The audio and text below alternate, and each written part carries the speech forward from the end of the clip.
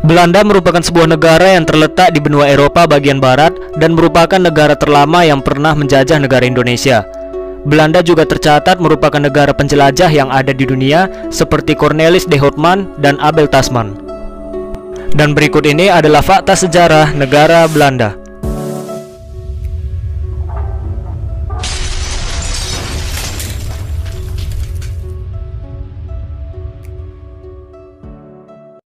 Belanda merupakan sebuah negara monarki konstitusional yang terletak di benua Eropa.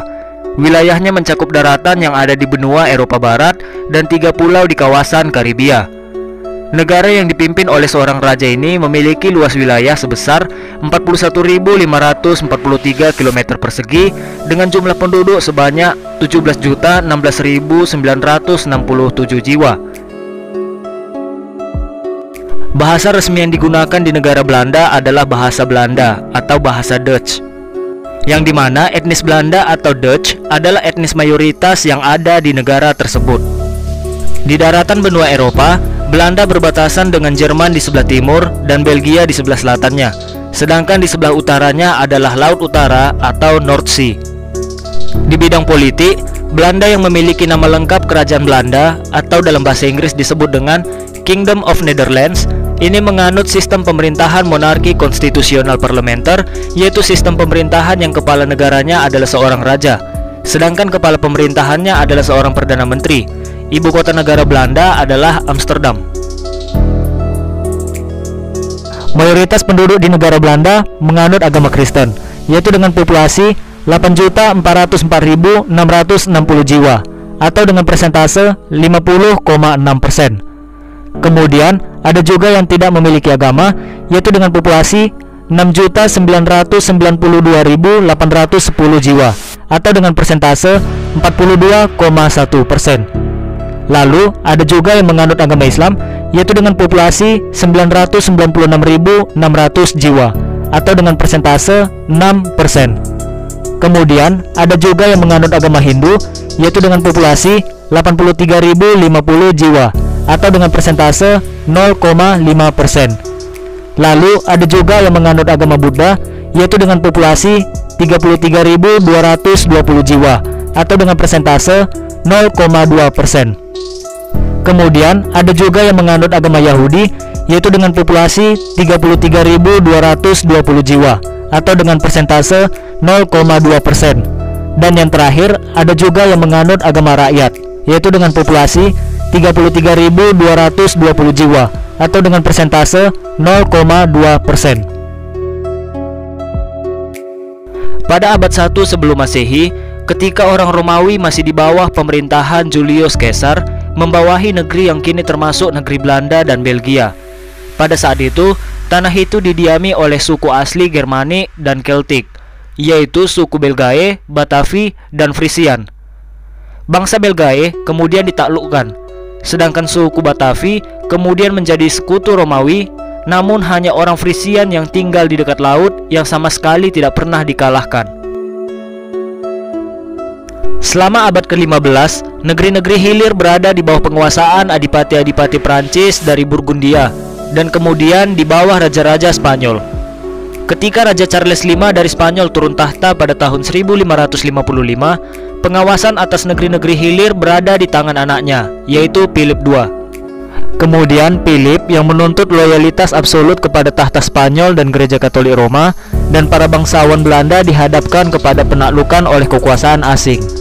Kota-kota yang telah hampir memiliki pemerintahan sendiri menjadi gusar atas batasan-batasan yang semakin bertambah atas kemerdekaan mereka. Namun, faktor yang paling penting atas ketidakpuasan mereka adalah masalah agama. Pada paruh pertama abad ke-16 juga merupakan periode reformasi Protestan yang telah dimulai di Jerman bersama dengan Martin Luther. Kemudian seorang sarjana besar Belanda, yaitu Desiderius Erasmus, juga menghendaki reformasi gereja meskipun dia sendiri tidak pernah menjadi seorang Protestan.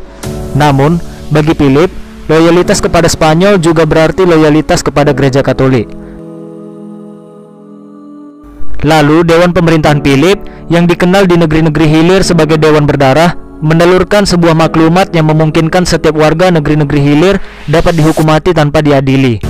Kemudian akhir pada tahun 1568 dengan dipimpin oleh William dari Oranje dan para bangsawan lainnya. Negeri Belanda menjawab dengan pemberontakan terbuka, dan ini adalah permulaan perjuangan yang mempersatukan Republik Belanda. Pada tahun 1579, provinsi-provinsi selatan berdamai dengan negara Spanyol dan tetap menjadi Katolik. Provinsi-provinsi utara membentuk Persatuan Utrecht dan meneruskan perjuangan untuk memperoleh kemerdekaan seutuhnya. Provinsi-provinsi utara memperoleh pengakuan resmi kemerdekaan pada tahun 1648.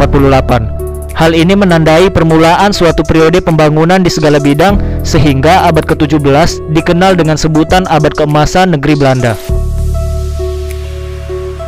Selama periode ini, para pelaut Belanda juga mencari rute-rute perdagangan baru untuk menyempurnakan penguasaan mereka atas laut dan memberikan republik yang kecil ini sebuah kekaisaran atas daerah yang 60 kali lebih besar.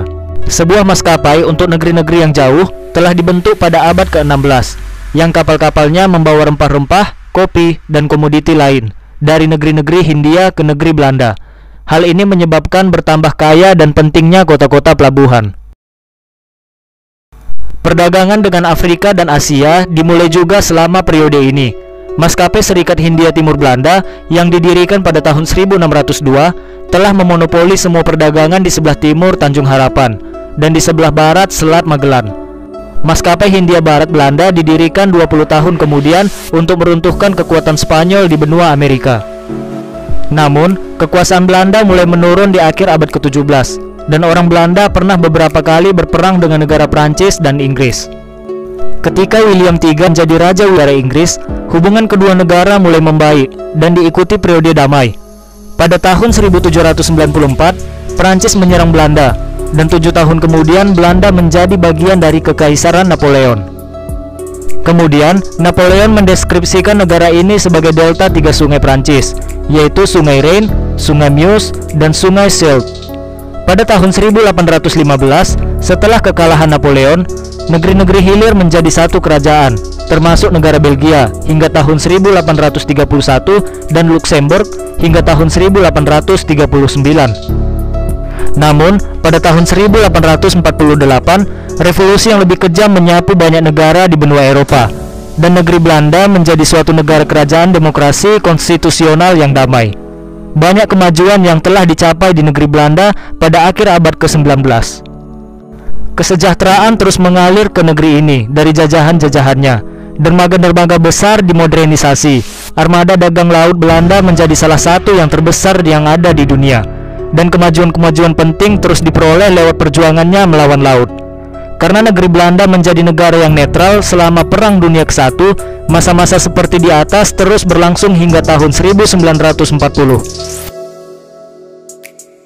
Ketika meletusnya Perang Dunia Kedua, gerakan Hitler dalam penaklukan dunia mencakup ke negeri Belanda. Pada tanggal 14 Mei 1940, Rotterdam dibom oleh Angkatan Udara Jerman. Sebagian besar pelabuhan di kota itu dihancurkan. Lebih dari 40% kota diratakan dalam serangan tersebut. Kemudian pada tanggal 10 Mei, negeri Belanda diserang oleh angkatan bersenjata oleh negara Jerman. Setelah pengeboman Rotterdam, negara Belanda dipaksa menyerah dengan dipimpin oleh Ratu Wilhelmina. Kemudian keluarga kerajaan dan pemerintahan melarikan diri ke Inggris dan dibentuklah sebuah pemerintah dalam pembuangan. Industri dan pertanian Belanda dipakai untuk menyediakan bahan makanan bagi Jerman dan tentaranya. Kemudian, kapal-kapal Belanda ditenggelamkan atau ditangkapi di Laut Atlantik oleh Angkatan Laut Jerman dan di Pasifik oleh Jepang. Namun, selama 5 tahun, pendudukan kekuatan pertahanan rakyat Belanda tetap mengadakan perlawanan. Tentu perang tersebut telah merusak negara Belanda, tetapi justru ketahanan mereka atas penindasan Jerman telah membuat rakyat Belanda bersatu, sehingga dapat bersama-sama membangun kembali negaranya dan ekonominya yang telah hancur. Pembangunan kembali pelabuhan Amsterdam dan Rotterdam merupakan sasaran pertama pada masa pasca perang. Setelah keadaan makmur yang umum sejak saat itu, negeri Belanda dilanda kemunduran karena resesi dunia pada awal tahun 1980-an. Dalam waktu yang sama, orang Belanda mengembangkan pergerakan yang kuat melawan senjata nuklir dan menentang beberapa kebijakan NATO. Akhirnya, di tahun 1948, Belanda bergabung dengan negara Belgia dan Luxembourg dalam Uni Pabean yang disebut Benelux, akronim yang diambil dari suku kata pertama Belgia. Negeri Belanda, Luxembourg, dan Benelux sebagai perintis pasaran bersama pada masa ini, dan itu adalah langkah integrasi di Eropa sepenuhnya. Oke guys, sekian dulu untuk video kita kali ini. Bagi teman-teman semua yang suka dengan konten-konten yang ada di channel Fakta Sejarah, jangan lupa klik tombol subscribe, like, komen, dan aktifin tombol loncengnya. Dan juga teman-teman bisa men-share video-video yang ada di konten-konten Fakta Sejarah ke sosial media yang kalian punya. Terima kasih.